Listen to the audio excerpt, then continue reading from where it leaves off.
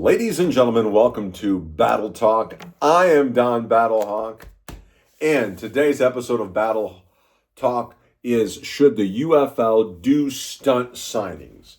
And at the end, I'm going to talk about CFL coverage, just briefly. Not coverage, just talk about it. All right, here we go. So this, is it Sorsby or whatever his name is? He gambled in college and for whatever reason, was not in the NFL draft. This past one that we just had wants to be included in the supplemental draft, but the NFL says they're not doing a supplemental draft this season.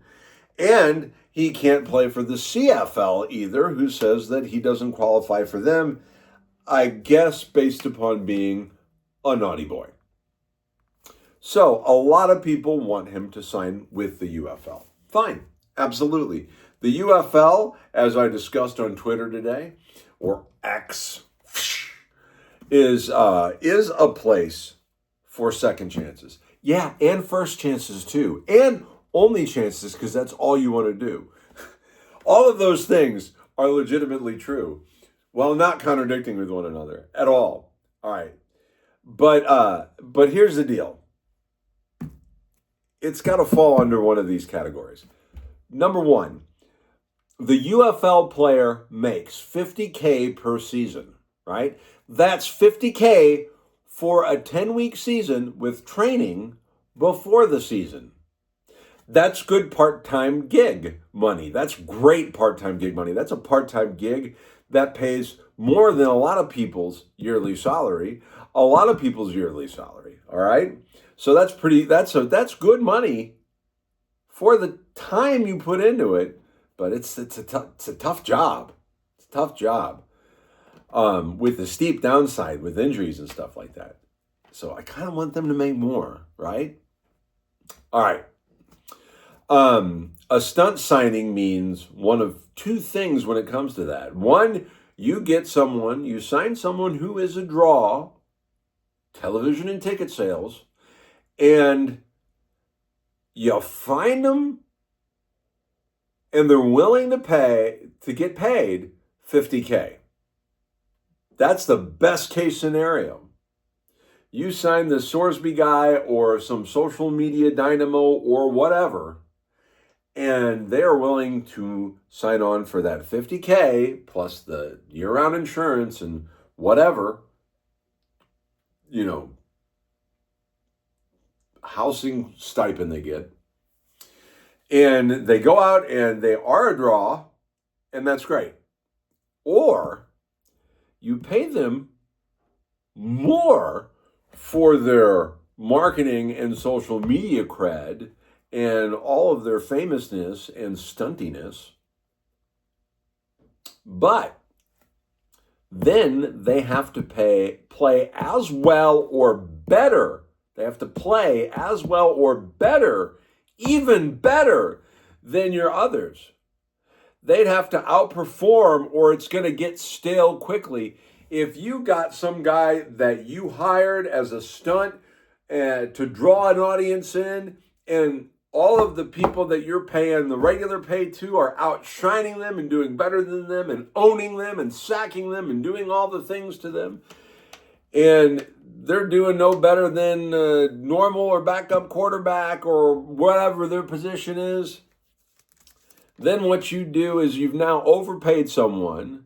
You've demonstrated to all your regulars that you're underpaying them in all reality from a certain point of view. And you look like a fool in front of your fans, right? I don't care how cool a player is, how many followers they had, how well they did in college.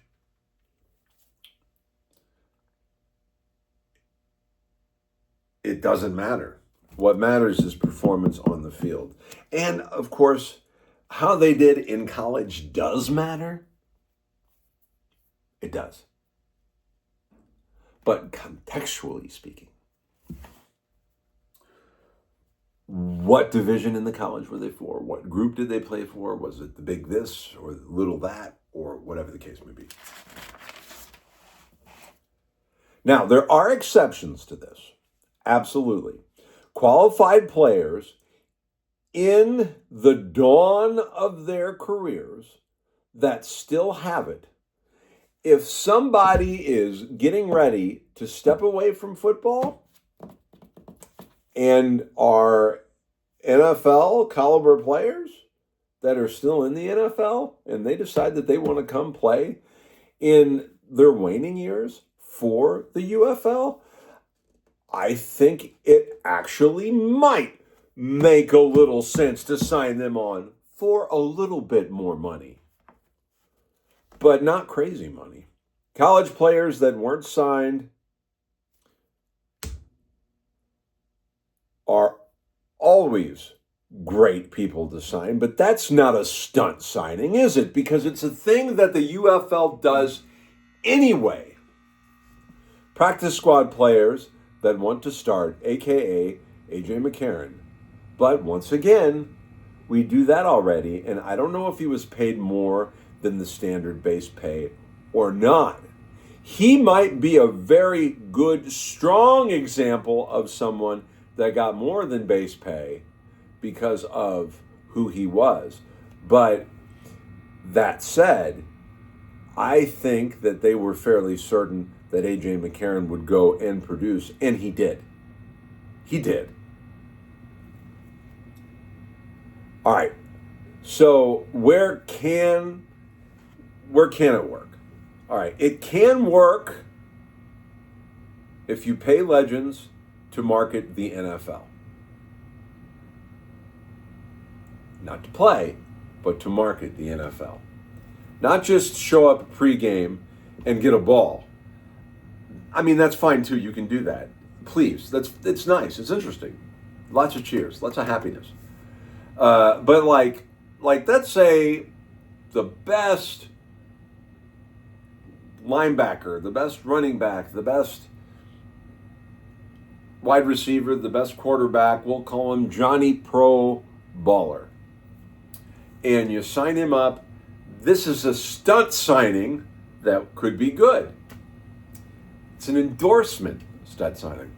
I'm big time Johnny Pro Baller and I watch the UFL.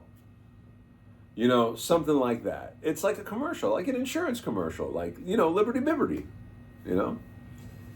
Far too often I see people say, we should sign so-and-so to bring attention to the UFL.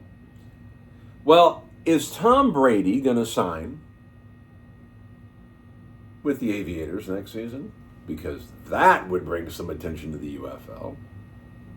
I don't think he is. Sorry. The UFL has to make its own star. And this Sorsby guy, or whatever his name is, he might be the guy. The biggest thing that the UFL ever had coming to it.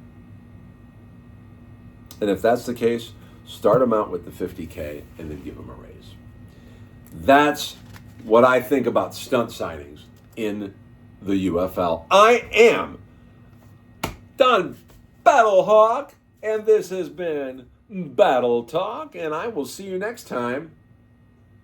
Postscript. So I was doing the CFL coverage of watching the recaps of the games and writing some stuff down at various points. And I was kind of enjoying that, but kind of like haven't found a groove yet. And I don't know if I will this season. I'm still going to continue to work on it. This could be a work for next season, like a work in progress for next season. So what I'm probably going to do is a series of CFL review shorts that are really short and to the point, because there's a lot that I have to learn. Remember, like, I have been an XFL and then UFL fan since 2020, learning this whole thing. So all the stuff that I'm talking about now, with my partial knowledge of ball, has developed over time. This CFL stuff is new to me. I'm really enjoying it though. So that's where the CFL content is probably going. All right, thank you. I will see you soon.